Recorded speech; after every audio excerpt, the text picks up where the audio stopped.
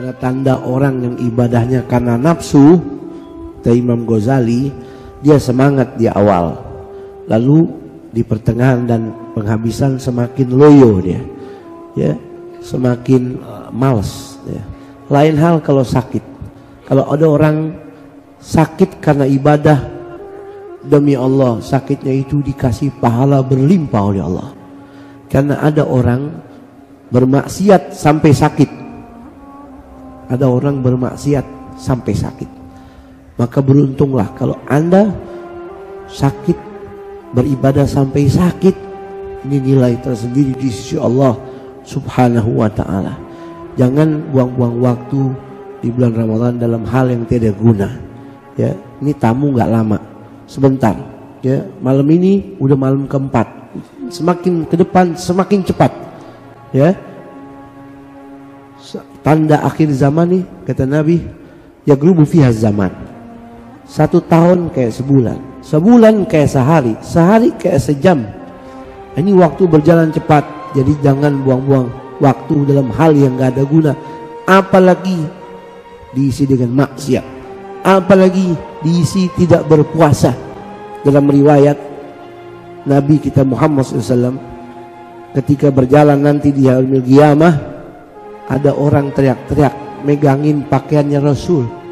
Ya Rasul, syafi'ni, tolong saya. Syafi'ni, kasih syafaat saya. Maka Nabi langsung angkat tangan. Pas mau angkat tangan, malaikat datang kepada Rasul. Ya Rasulullah, inna hadar rajul khasamahu Ramadan. Wahai Rasul, jangan didoain. Kenapa? Itu orang bermusuhan sama bulan Ramadan. Musuhnya bulan Ramadan, dia musuhnya Ramadan. Maka Nabi angkat tangan. Di balik tangannya, Allahumma inni bariun, saya lepas tangan tanggung jawab dari orang yang khasamahu Ramadan, yang dimusuhin nama Ramadan. Kenapa dia bisa bermusuh dengan Ramadan? Karena dia di bulan Ramadan, kata malaikat, bermaksiat kepada Allah. Dia tidak berpuasa di bulan itu. Syafaatnya Nabi berubah menjadi murka buat orang-orang tersebut. Sampai Nabi mau doain dilarang sama malaikat. Jangan ya Rasul, itu orang musuhan sama Ramadan. Ya Allah. Nah itu ya, manfaatkan bulan Ramadan ini untuk baca Al-Quran. Ya saya nggak lancar terus, ente semakin berat baca Quran karena tidak lancar. Pahala ente lebih besar daripada orang yang baca Quran lancar. Ente bisa hatamin dalam waktu 15 hari, dia 2 hari 3 hari bisa hatam, pahala ente lebih besar. Gadruki ala gadri nasobuki. Semakin berat kau jalankan ibadah itu, maka semakin besar nilai pahalanya di sisi Allah Subhanahu wa ta'ala.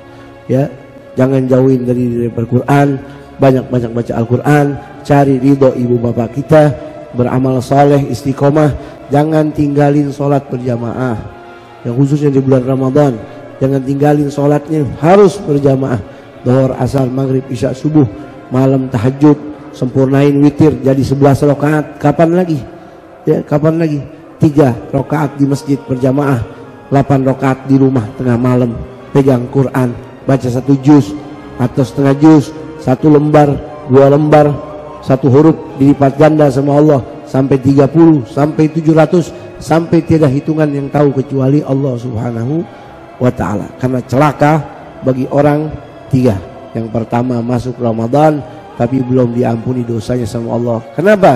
Gak pernah taubat sama Allah. Udah masuk Ramadan masih gak sholat, masuk Ramadan masih gak puasa, jadi keluar Ramadan masih bawa dosa. Ini orang celaka dunia akhirat. 2, orang yang masih punya ibu bapak tapi dia gak berbakti kepada ibu bapaknya sampai mati, dia nyesel. Ini orang yang celaka. Yang ketiga, orang yang tidak mau salawat salam kepada Rasulullah Muhammad sallallahu alaihi wasallam. Ini orang yang celaka dunia akhirat. Na'udzubillahi min dzalik. Barakallahu fikum wa Allah subhanahu wa ta'ala.